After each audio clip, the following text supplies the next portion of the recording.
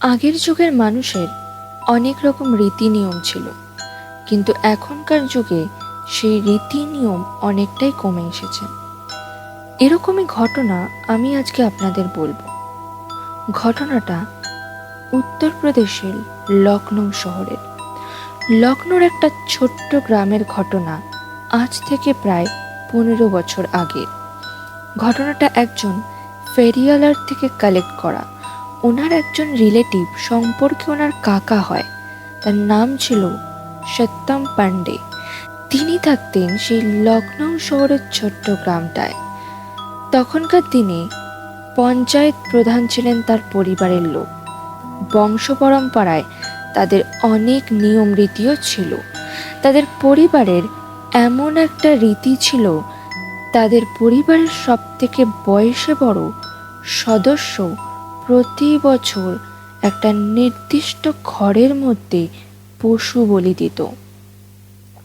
ঘরটা ছিল তাদের নিজস্ব বসবাস করার ঘরের থেকে বেশ অনেকটা দূরে, এবং সেই ঘরটায় কারো যাওয়া নিষিদ্ধ ছিল।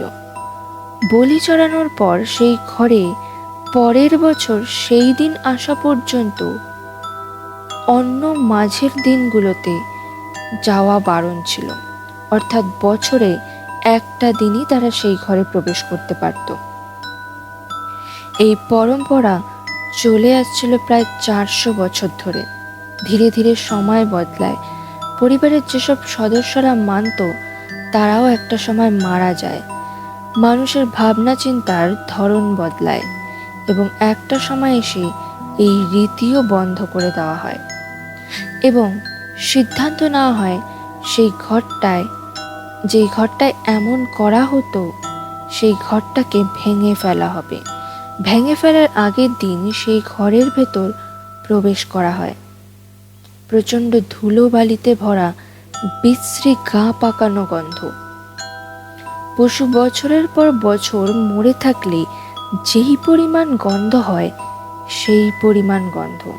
কিন্তু আশ্চর্যের বিষয়, এত শত শত বছর ধরে পশু বলি দেওয়া হয়েছে, কিন্তু একটা পশুরও হাড়গোড়ের চিহ্ন পর্যন্ত নেই। ঘরের মধ্যে ত্রিভুজ আকৃতির কিছু চিহ্ন দেখা যায়, আর সেই ত্রিভুজের মধ্যেই বলি চড়ানোর রামদাও রাখা, এবং ঠিক ত্রিভুজের উল্টো দিকে একটা অদ্ভুত রকমের ভয়ঙ্কর ধাতুর মূর্তি বসানো। ঘর থেকে বেরিয়ে আসার পর দিন ঘর ভেঙে ফেলার সিদ্ধান্ত তারা নেন। যেই 3 জন লোককে ঘর ভাঙার জন্য ঠিক করা হয়েছিল, তারা 3 জনই সেই রাতেই অদ্ভুতভাবে মারা যান, এবং সেই রাতে সেই পরিবারের লোকজনও শুনতে পায় অদ্ভুত চিৎকার ভেসে আসছে সেই দূরের ঘরটা থেকে। পরিবারের সবাই মৃত্যু স্বপ্ন দেখে, এবং ঘুম ভাঙার পর সবার মনে হয়েছে তাদের সম্পূর্ণ বাড়ি অন্ধকারে তলিয়ে গেছে। ঘুটঘুটে অন্ধকার চারিদিকে, এক ফোঁটা আলো নেই কোথাও, এবং বাইরের কিছুও দেখা যাচ্ছে না, এতটাই অন্ধকার। চারিদিকে শুধু দৌড়াদৌড়ির শব্দ, জিনিসপত্র পড়ার শব্দ।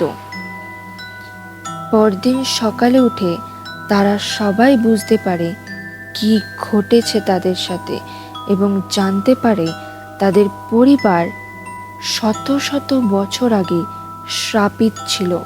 সেখানে তাদের বংশের পূর্বপুরুষরা ডাকিনী পুজো করত বছরের একটা দিন, এবং সেইভাবেই তারা তাদের পরিবারকে রক্ষা করত। এবং পরবর্তীকালে সব জানার পর তারা নতুন করে আবার সেই পরম্পরা শুরু করেন। এই ছিল আজকের ঘটনাটা কেমন লাগলো প্লিজ কমেন্ট করে জানাবেন। ঘটনা যদি ভালো লেগে থাকে তাহলে please like, comment and subscribe করে দেবেন। দেখা হচ্ছে পরবর্তী ঘটনা। ততক্ষণ সুস্থ থাকুন, ভালো থাকুন।